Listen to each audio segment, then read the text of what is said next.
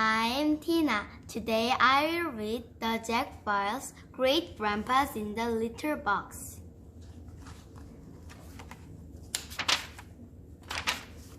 My name is Jack.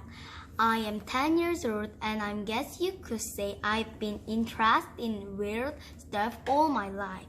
Stuff like haunted houses, UFOs, and storms where it rains frogs.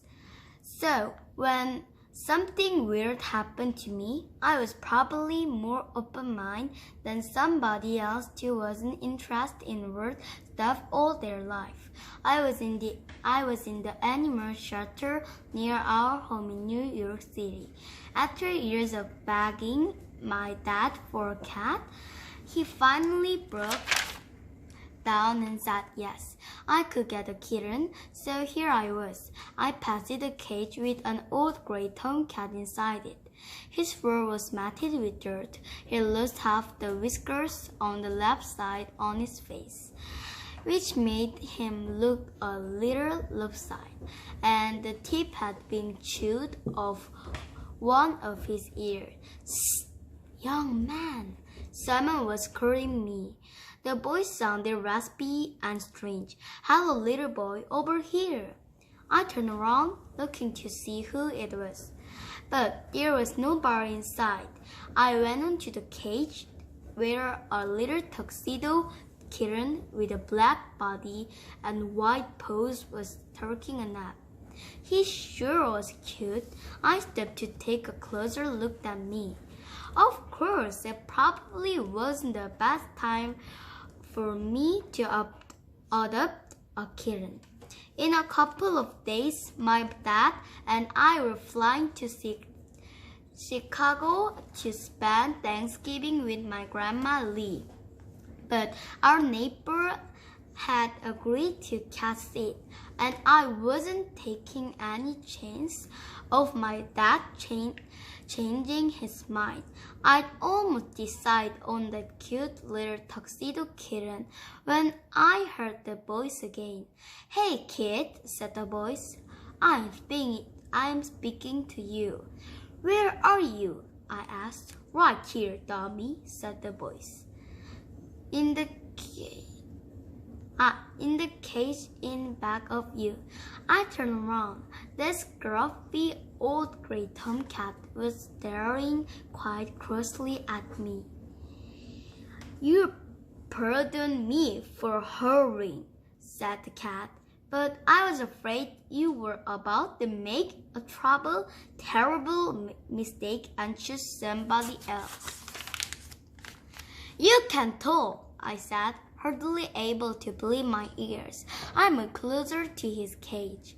I wanted to see if his cat lips smooth when he talked.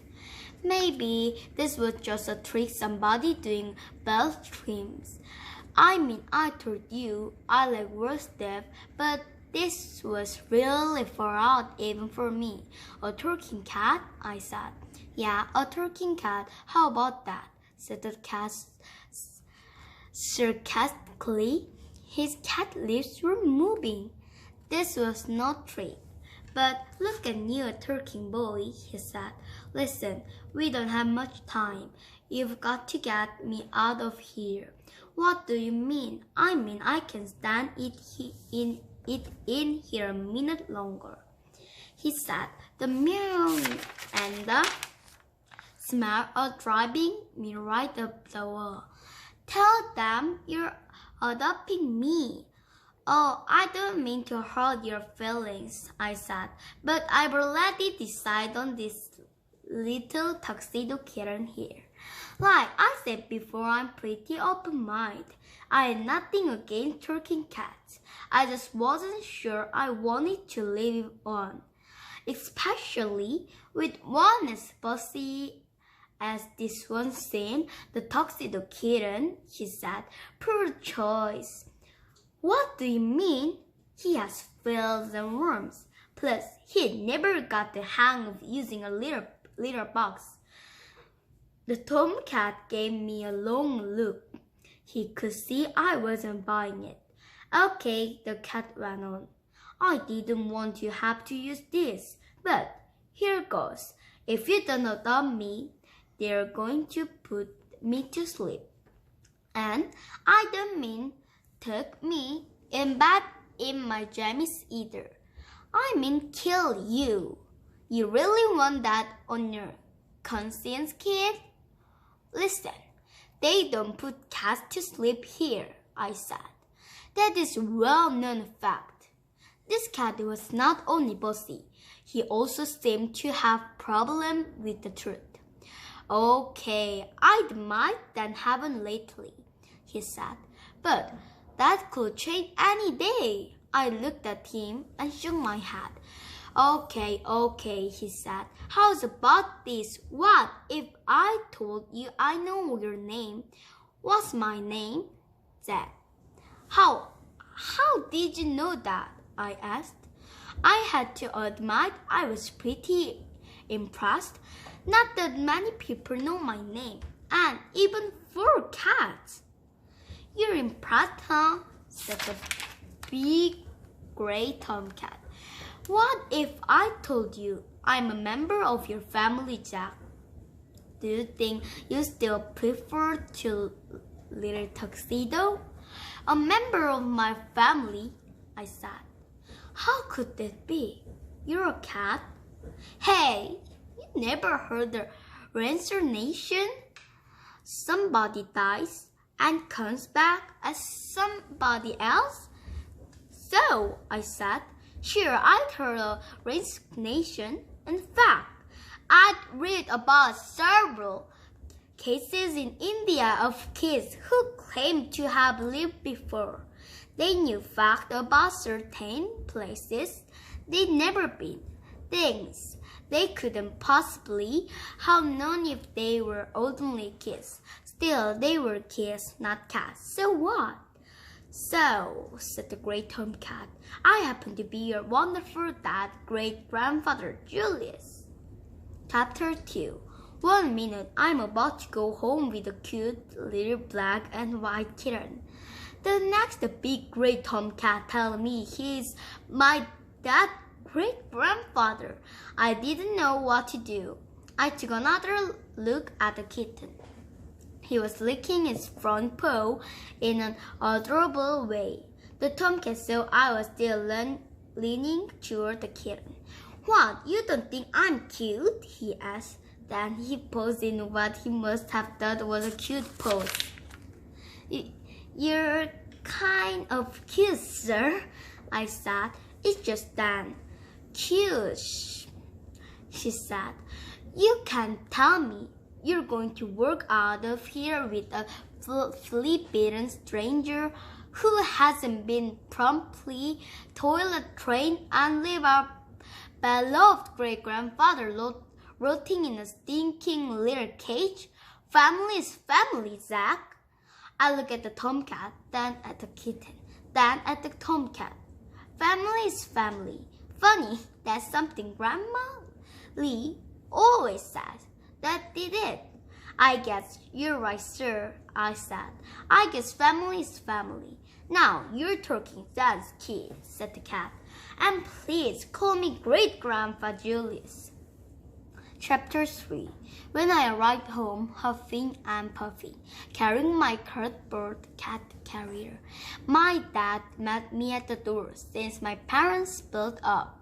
I lived part of the time with my dad, and part with my mom. So, he said, smiling, it looks like you finally gotten yourself a kitty.